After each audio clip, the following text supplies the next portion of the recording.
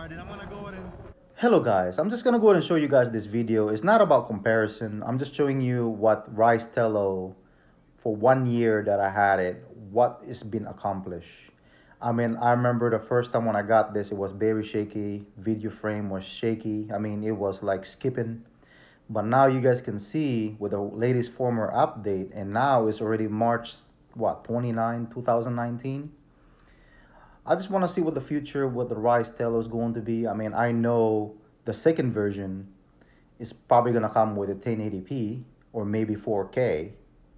And of course, it's going to come with the SD card, or maybe it comes with a GPS.